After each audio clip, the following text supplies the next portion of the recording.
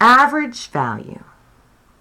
Let's think about how we found average velocity. So average velocity, the average velocity over a certain time period would be the change in position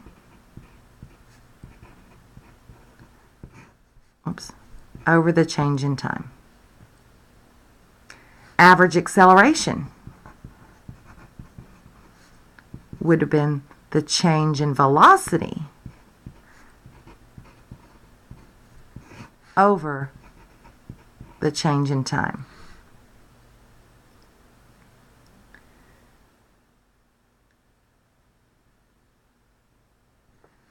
So I want us to take a look at these expressions and let's see what they really mean.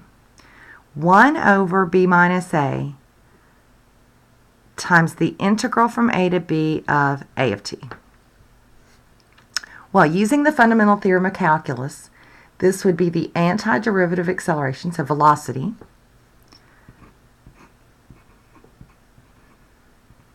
so this would be the velocity at b minus the velocity at a. Oh, that's the same as average acceleration. Change in velocity over the change in time. It's just written differently. So I guess we can assume what this one's going to be. Velocity, the antiderivative is position. The position at B minus the position at A, and that is average velocity. So, when we're asked to find the average value of a function, so this was average acceleration, average velocity, average value would be 1 over the change in our x's times the integral from a to b of that function. Notice average acceleration, it's the integral of acceleration. Average velocity is the integral of velocity. So find the average value of f of x on the interval from 1 to 3. So we need that change in our x's times the integral from 1 to 3 of our function. Now they were nice enough to say that this is a calculator based. So knowing how to put this in the calculator is half the battle. So 1 over 3 minus 1 is 1/2 times the integral from 1 to 3 of x cubed square root of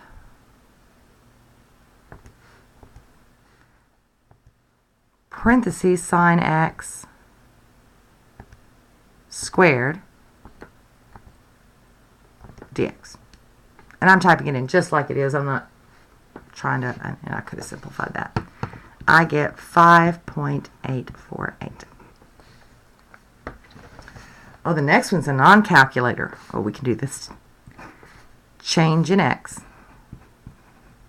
times the integral from 2 to 6 of 2 minus 4x dx. Oh, we can definitely do this one. Okay, so I like to kind of, this is 1/4. I need to take the antiderivative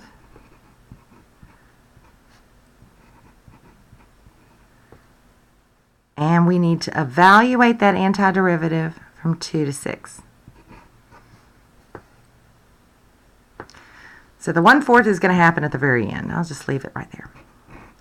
If I plug in 6, I get 2 times 6 minus 2 times 6 squared, I'll go ahead and do that as 36, minus, plug in 2, minus 2 times 2 squared. So this is 12 minus 72, that's negative 60.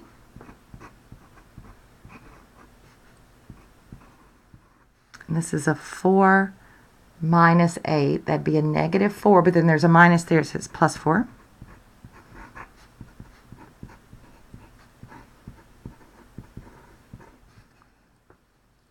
Equals negative 14.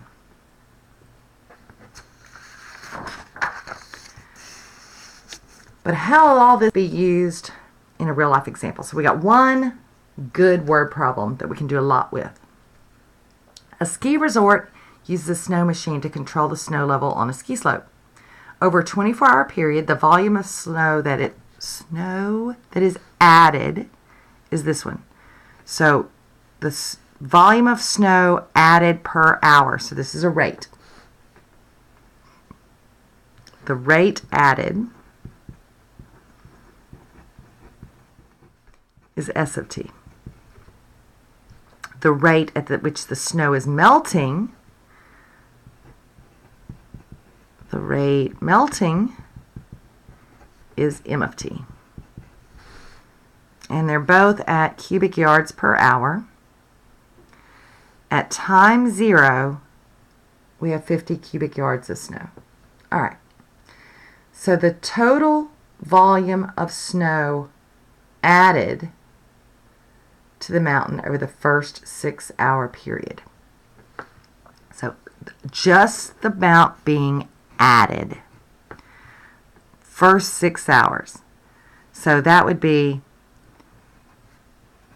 the amount of change from 0 to 6 of my S of t dt. Now to make sure I don't make mistakes, I'm going to put this one in y1 and this one in y2. And I like to document what I did so that as I'm going through the problem, if I forget which one is stored where, I've got it written down. Whoops, this is going to be sine squared, so I need to have parentheses around the sign. Sine of x divided by 14. Close the parentheses on the inside, and then now I need to square that. And in y2, I'm going to go ahead and put in 10 plus 8 cosine of x over 3. Okay, so the first one is very straightforward. 0 to 6 of my S of t, which I saved in y1, dx. So 142.413. 413 cubic yards were added in the first 6 hours.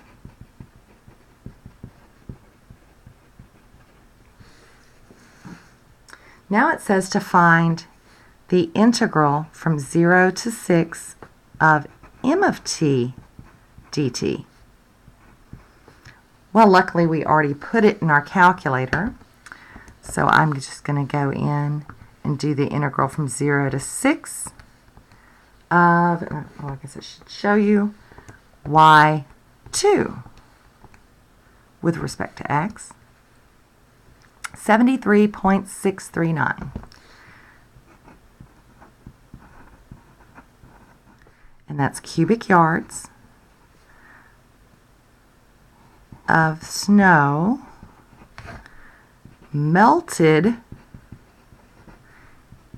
in the first 6 hours.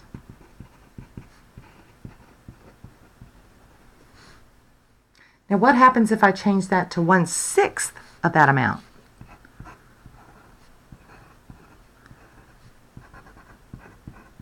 So if you had this much melted over 6 hours and you take that number and divide by 6,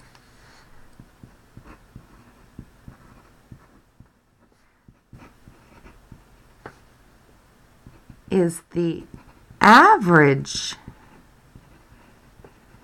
amount of snow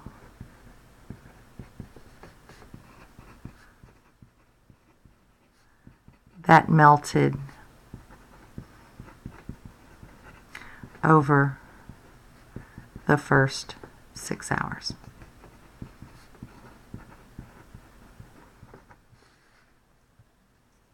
Notice the difference there. Is the volume of snow increasing or decreasing at time 4? So let's think about this volume of snow.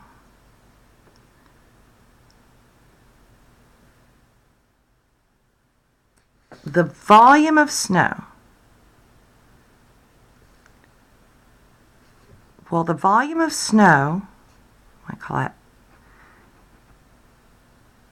let's say V of t is the volume.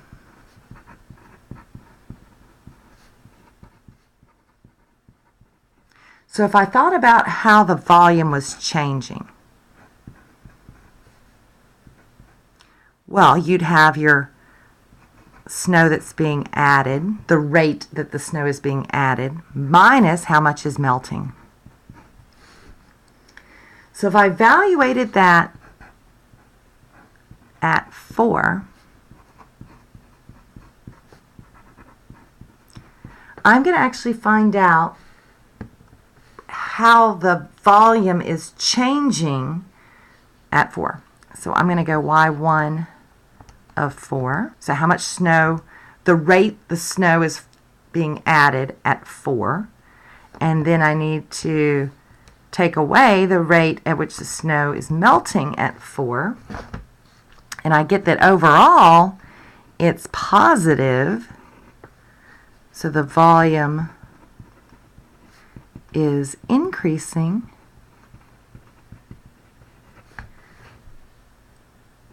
at 12.506 cubic yards per hour at 4 hours. Well, how much snow is on the slope after 5 hours? Ooh. Okay, so we need to think about, did we start with any snow on the ground? We did. We started with 50. And then we're adding to that snow that's being added. So we need to think about how much snow is being added over the first 5 hours. So from 0 to 5, the snow that's being added. Now we're melting snow too, so we're losing snow at this rate. So 50 plus the integral, so the amount being added in the first 5 hours of S of t, minus how much snow we're losing because of melting,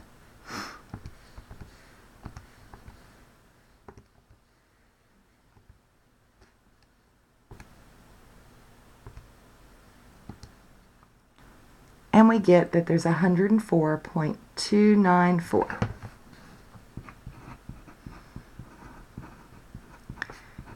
cubic yards of snow. Suppose the snow machine is turned off at time equals 10. Right? But do not solve an equation that could be solved to find the time k when the snow would all be melted. So, we know what would calculate how much snow is on the ground.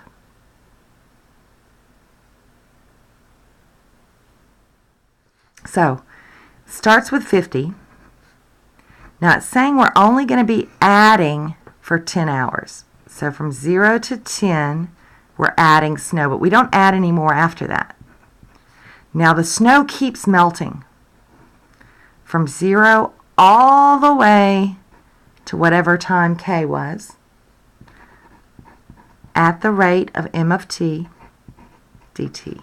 We want to know when that volume equals 0.